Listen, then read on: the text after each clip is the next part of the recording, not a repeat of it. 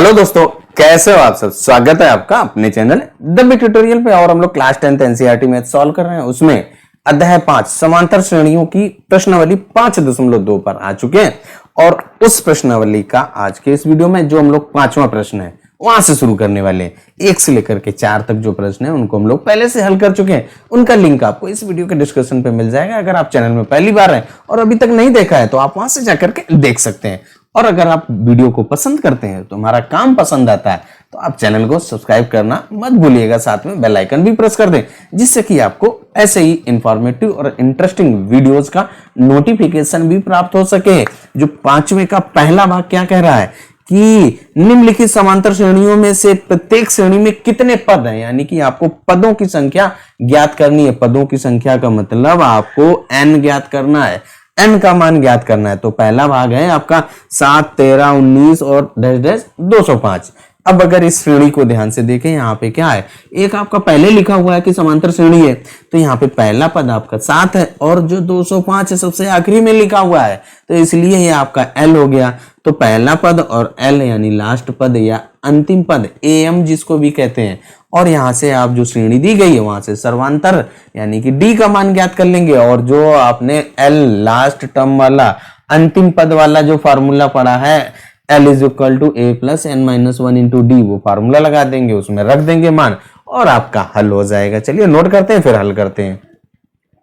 पहला भाग हम लोगों ने नोट कर लिया है भाई। देखो अब यहाँ पे क्या करना है आपको, ये n का मान क्या कह रहा है, समांतर श्रेणी में पदों की संख्या को हम लोग n से दिखाते हैं।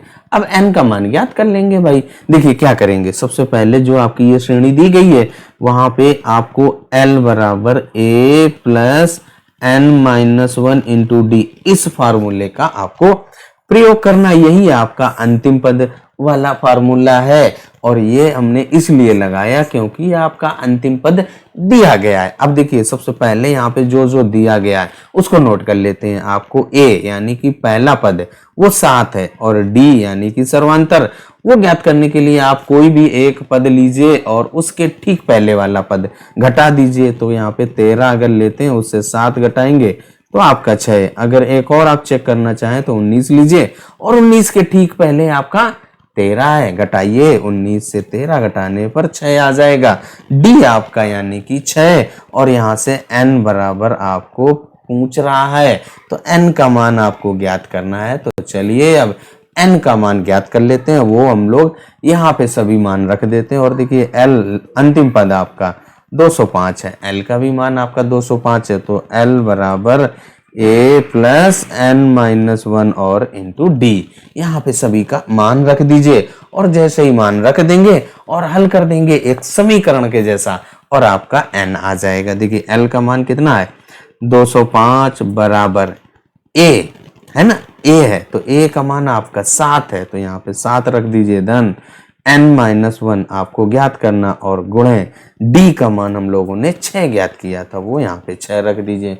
ये हम लोगों का एक समीकरण बन रहा है और इस समीकरण को आपको हल करना है। तो देखिए जो ये 7 है उसको आप इधर ले आइए तो यहाँ से देखिए क्या हो जाएगा, 205 से 7 घट जाएगा बराबर यहाँ पे ब्रैकेट में n माइनस 1 और उसके साथ गुणे में 6 है।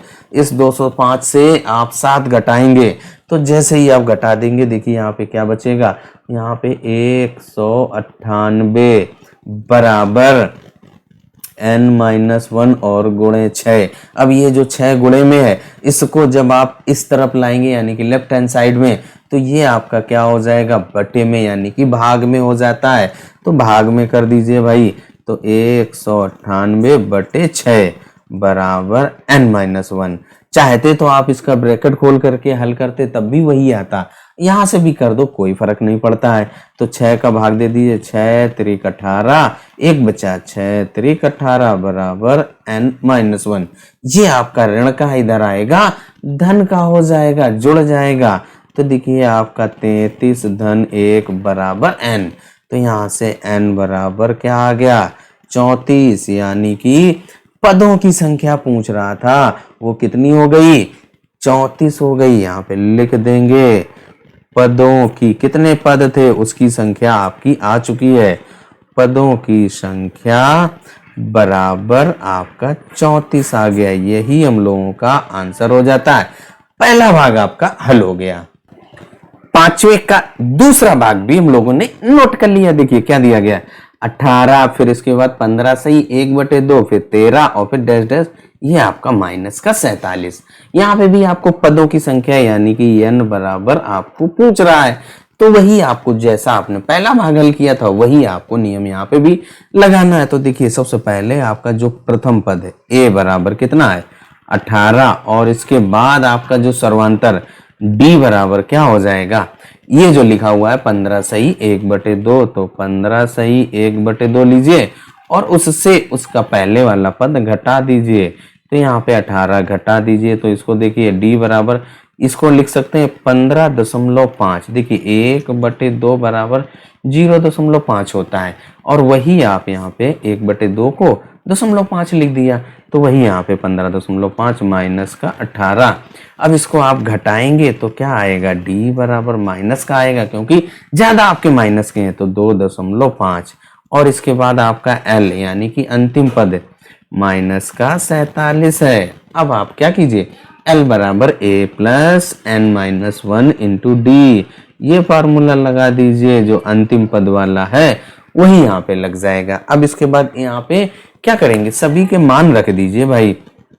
तो जैसे ही मान रखेंगे, l का मान आपका क्या है माइनस का 47 रख दीजिए, a का मान आपका 18 है, धन n आपको ज्ञात करना है, और d का मान माइनस का 2.5। अब इस 18 को आप इस तरफ ले आइए, लेफ्ट हैंड साइड में समीकरण के जैसा आपको हल कर देना है। समीकरण हल करना हम लोग पहले से सीख चुके हैं। तो माइनस का 47 और फिर इधर माइनस का 18 बराबर यहाँ पे देखिए क्या हो जाएगा, माइनस और n-1 और गुणे 2.5, ये प्लस और ये माइनस है तो माइनस हो जाएगा। यहाँ पे इनको आप जोड़ दीजिए। तो जैसे ही आप जोड़ेंगे तो क्या आएगा, देखिए यहाँ पे इनको जोड़ने पर 8 7 15 4 1 5 1 6 माइनस का 65 आएगा, बराबर n-1 और गुणे 2.5, और ये भी आपका माइनस का है। आगे देखिए ना माइनस का चिन्ह लगा हुआ है।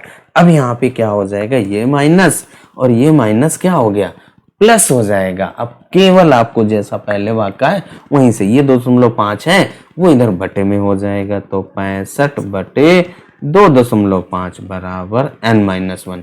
अब इसको आप भाग कर दीजिए।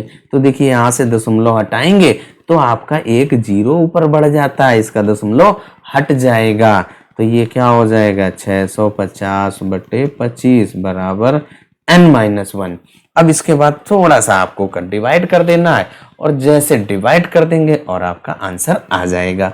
तो देखिए 25 दून 50, यहाँ पे 15 बचा, 150 हो गया, 25 छंगा 150, यानी कि आपका जो n-1 बराबर 26 आ गया। अब इसके बाद इसको आप इधर ले जाइए तो n बराबर जुड़ जाएगा तो 27 हो जाएगा, यानी कि जो आपके पदों की संख्या पूछ रहा था वो कितनी आ गई, 27 हो गई। यही हम लोगों का आंसर हो गया। दूसरा भाग भी आपका हल हो गया है। पहले भाग में आपके पदों की संख्या आई थी 34 और दूसरे भाग में 27 आया। यही हम लोगों का आंसर हो जाता है। चलिए अब आ जाते हैं अगले प्रश्न पर। अगला प्रश्न हम लोगों का जो छठा प्रश्न है वो क्या कह रहा है, क्या AP 11 फिर 8 फिर 5 फिर 2 का एक पद माइनस का 150 है, और अगर है तो क्यों, नहीं है तो क्यों नहीं है। तो उसके लिए देखिए ये बिल्कुल आपका चौथे और पांचवें के जैसा है। जैसा आपने चौथा पद आपने क्या कहा था, कौन सा पद 78 है तो वहां पे n ज्ञात करना था। यहाँ पे भी क्या कह रहा है, कितने पद हैं आपको पता करना था, n यानी कि 205 आखिरी पद था। ऐसे ही हम लोग मान लेते हैं कि ये इसका एक पद है और वो आखिरी पद मान लेते हैं, और फिर इसके बाद आपकी एक श्रेणी बन गई। बिल्कुल आपको क्या करना है, n ज्ञात करना। अगर n आ जाता है यानी कि पदों की संख्या वो पूरा आ जाता है, 1 2 3 4 5 जो भी आता है। अगर ऐसा आता है तो हाँ, और अगर वो आपका बटे में आए, दशमलव में आए तो आपका नहीं होगा। तो उसके लिए सबसे पहले इस श्रेणी को नोट करते हैं और फिर हल करते हैं। AP को तो हम लोगों ने लिख लिया। अब यहाँ पे देखिए हमने क्या किया, मान लिया कि ये हमारा आखिरी पद है, जो माइनस का 150 है ये आखिरी पद है। अब यहाँ पे जो श्रेणी दी गई है वहां पे सबसे पहले आप प्रथम पद लिखिए, A का मान कितना है 11 जो पहला पद है, इसके बाद आपका जो L आखिरी पद क्या है, माइनस का 150। अब इसके बाद यहाँ से D बराबर ज्ञात कीजिए, जिसको सर्वांतर कहते हैं। वो ज्ञात करने के लिए कोई भी आप दो पद ले लीजिए, यानी एक पद लीजिए और उसके ठीक पहले वाला। तो पहले हम लोग 8 लेते हैं, उससे पहले वाला घटा दीजिए तो आपका माइनस का 3 आएगा।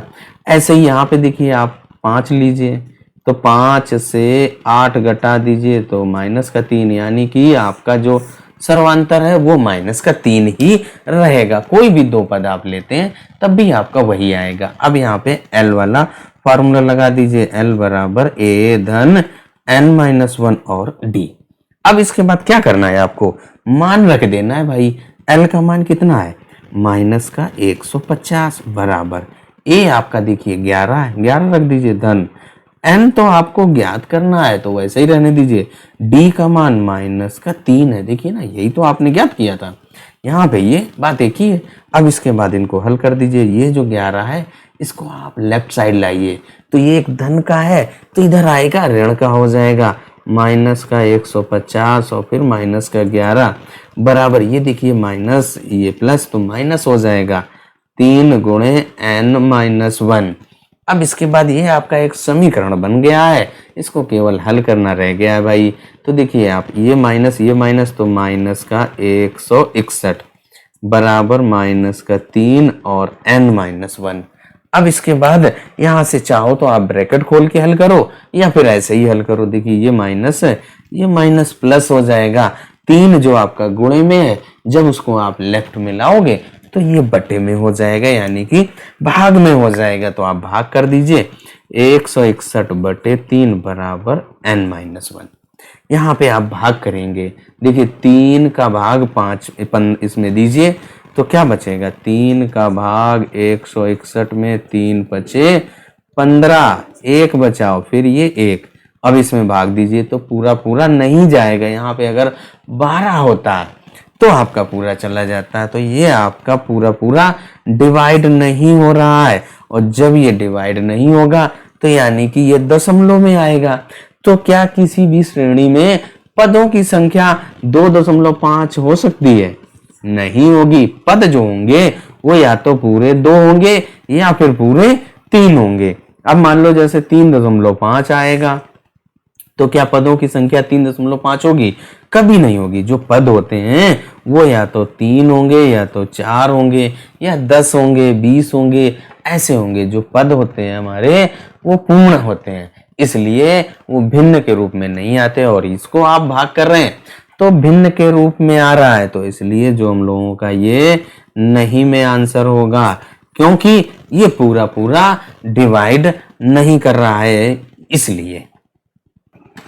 तो आज के इस वीडियो में यहीं तक।